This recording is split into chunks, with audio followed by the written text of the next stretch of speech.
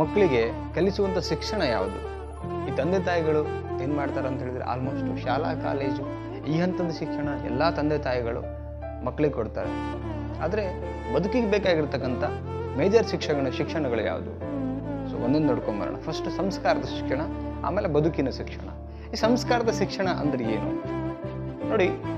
ಮಕ್ಕಳು ಶಾಲಾ ಕಾಲೇಜಿಗೆ ಹೋಗ್ತಾರೆ, ಒಳ್ಳೆ ಮಾರ್ಕ್ಸ್ ತಗೊಳ್ತಾರೆ, ಪರ್ಸೆಂಟೇಜ್ ಮಾಡ್ತಾರೆ, ಜಾಬು ತಗೊಳ್ತಾರೆ, MBBS, ಎಂಜಿನಿಯರಿಂಗು, ಈ ಥರ ದೊಡ್ಡ ದೊಡ್ಡ ಹುದ್ದೆಗಳಲ್ಲಿ ಇರ್ತಾರೆ. ಆಲ್ಮೋಸ್ಟು ಇವತ್ತು 100ಕ್ಕೆ ಒಂದು 75% ಏನಾಗ್ತಿದೆ ಅಂತ ಹೇಳಿದ್ರೆ ಮನೆ ತುಂಬ ದೊಡ್ಡ ಮಟ್ಟಕ್ಕೆ ಇರುತ್ತೆ, ಅವ್ರ ಹತ್ರ ಒಳ್ಳೊಳ್ಳೆ ಕಾರ್ಗಳಿರುತ್ತೆ.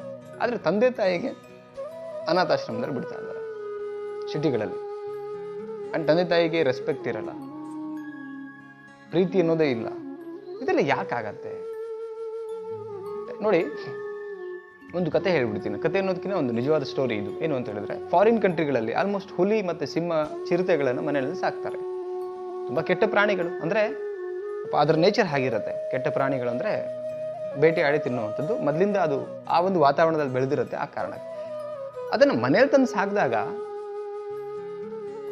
ಆ ಮಾಲೀಕ ಹೇಗೆ ಸಾಕಿರ್ತಾನೆ ಹಾಗೆ ಬೆಳೀತಾ ಹೋಗುತ್ತೆ. ಕೆಲವೊಂದು ಪ್ರಾಣಿಗಳಂದರೆ ಒಂದು 100ಕ್ಕೆ 1% ಮನೆ ಮಾಲೀಕನು ತಿನ್ನುವಂಥದ್ದು ಮಾಡುತ್ತೆ ಕೆಲವೊಂದ್ಸಲ ಚೆನ್ನಾಗಿ ಸಾಕಿದ್ರೆ. ಬಟ್ ಆದರೆ 100ಕ್ಕೆ 99% ಆ ಹುಲಿಗಳು ಮಾಲಕನ ಜೊತೆ ಚೆನ್ನಾಗಿರ್ತವೆ. ಏನು ಕಾರಣ? ಅವರು ಬೆಳೆಸಿರ್ತಕ್ಕಂಥ ರೀತಿ. ಕೆಟ್ಟ ಪ್ರಾಣಿಗಳನ್ನು ಕೂಡ ಒಳ್ಳೆ ರೀತಿಯಿಂದ ಬೆಳೆಸಿದಾಗ ಅವು ಕೂಡ ಚೆನ್ನಾಗಿ ಬೆಳೀತಾವೆ. ಅಂದಮೇಲೆ ಮನುಷ್ಯರು ಬುದ್ಧಿವಂತ ಪ್ರಾಣಿ. ನಾವು ಬೆಳೆಸುವಂಥ ರೀತಿ ಹೇಗಿರಬೇಕು? ಸಂಸ್ಕಾರವನ್ನು, ಗುರು ಹಿರಿಯರಿಗೆ ಸಂಸ್ಕಾರ. ತಂದೆ ತಾಯಿಗಳಂದ್ರೆ ಏನು? ಗುರು ಹಿರಿಯರಂದ್ರೆ ಏನು? ಅಣ್ಣ ತಂಗಿ, ಅಕ್ಕ ತಮ್ಮ, ಈ ಬಾಂಧವ್ಯ ಏನು? ಒಂದು ಫ್ಯಾಮಿಲಿ ಹೇಗಿರುತ್ತೆ? ನಮ್ಮ ಕಲ್ಚರ್ ಏನು? ಇದೆಲ್ಲ ನಾವು ಮಕ್ಕಳಿಗೆ ಹೇಳ್ಕೊಡ್ಬೇಕಾಗತ್ತೆ. ಸಂಸ್ಕಾರದ ವಿಚಾರದಲ್ಲಿ ಹೇಳ್ಬೇಕಾಗತ್ತೆ. ನೋಡಿ, ಅವಾಗಿನ ಒಂದು ವಾತಾವರಣ ಇತ್ತು. ಹೇಗಿತ್ತು ಹೇಳಿ ನೋಡೋಣ. ಮನೆಯಲ್ಲಿ ಹಿರಿಯರಾಗಿದ್ದ ಅಜ್ಜ ಇರ್ಬೋದು, ಅಜ್ಜಿ ಇರ್ಬೋದು, ಇವರೆಲ್ಲ ನಮಗೆ ಕಥೆಗಳನ್ನು ಹೇಳೋದ್ರ ಮುಖಾಂತರ ಭಕ್ತಿ ಗೌರವವನ್ನು ತುಂಬ್ತಾ ಇದ್ರು ನಮ್ಮಲ್ಲಿ ಅಲ್ವಾ. ಅವಾಗಿನ ಒಂದು ವಾತಾವರಣ ನೋಡಿ, ಜನಗಳವ್ರಿಗೆ ಒಂದು ಮನಸ್ಥಿತಿ ಹೇಗಿತ್ತು ಅಂದರೆ, ಯಾರೋ ದೊಡ್ಡವ್ರು ಕೂತಿದ್ದಾರೆ ಅಂದರೆ ಅಲ್ಲಿ ಯಾರೂ ಕೂರೋ ಹಾಗಿರಲಿಲ್ಲ. ಹೇಗೆ ಬಂತು ಅಂದರೆ ಅವ್ರು ಹೇಳ್ಕೊಟ್ಟಾಗೆಲ್ಲ ಬಂತು. ಕೆಲವರು ಅನ್ಬೋದು ಸರ್, ಎಲ್ಲ ಹೇಳ್ಕೊಟ್ಟಾಗಲೂ ಕೆಲವರು ಇರಲಿಲ್ಲ. ಅದು ಅವ್ರ ಹಣೆ ಬರ, ಏನು ಮಾಡೋಕ್ಕಾಗಲ್ಲ.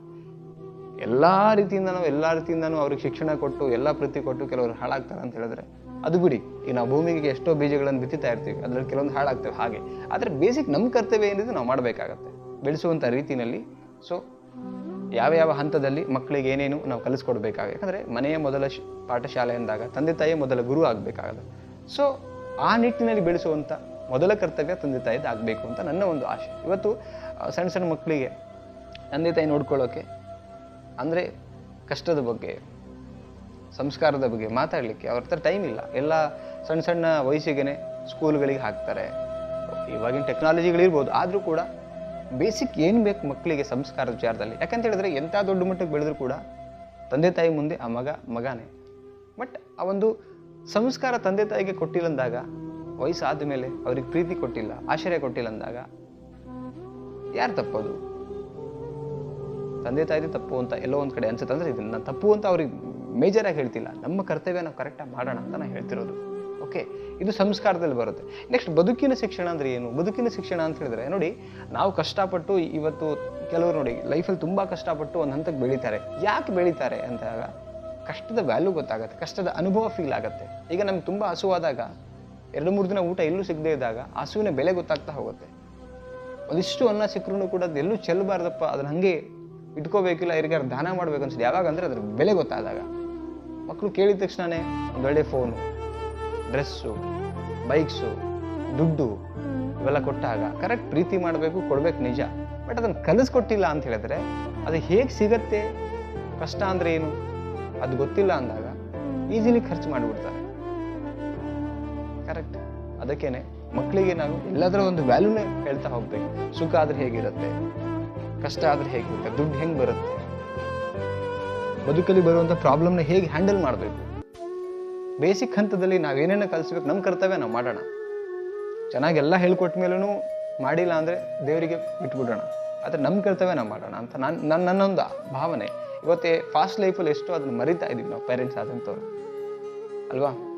ಸೊ ಆ ಕಾರಣಕ್ಕೆ ನಿಮಗೆ ನಿಮ್ಮ ಈ ಒಂದು ವಿಡಿಯೋ ಬಗ್ಗೆ ನಿಮ್ಮ ಅನಿಸಿಕೆಯನ್ನು ಕಮೆಂಟ್ ಸೆಕ್ಷನಲ್ಲಿ ಕಮೆಂಟ್ ಮಾಡಿ. ನನಗೆ ಶೇರ್ ಮಾಡ್ಕೊಳ್ಬೇಕು ಅನ್ನಿಸ್ತು, ಒಂದು ವಿಚಾರ ಬಂತು ತಲೆಯಲ್ಲಿ, ಅದಕ್ಕೆ ಶೇರ್ ಮಾಡ್ತಾ ಇದ್ದೀನಿ. ಆ್ಯಂಡ್ ಸಣ್ಣದಾಗಿ ಲೈಕ್ ಮಾಡಿ. ಆ್ಯಂಡ್ ಇದೇ ಥರ ವಿಡಿಯೋಗಳು ಬರ್ತಾ ಇರುತ್ತೆ. ಚಾನಲ್ಗೆ ಸಬ್ಸ್ಕ್ರೈಬ್ ಮಾಡಿ, ಸಪೋರ್ಟ್ ಮಾಡಿ. ಆ್ಯಂಡ್ ಇಷ್ಟ ಆಗಿದ್ರೆ ಎಲ್ಲರಿಗೂ ಶೇರ್ ಮಾಡಿ. ಮತ್ತೊಂದು ಟಾಪಿಕಲ್ಲಿ ಸಿಗ್ತೀನಿ. Thank you so much. Bye.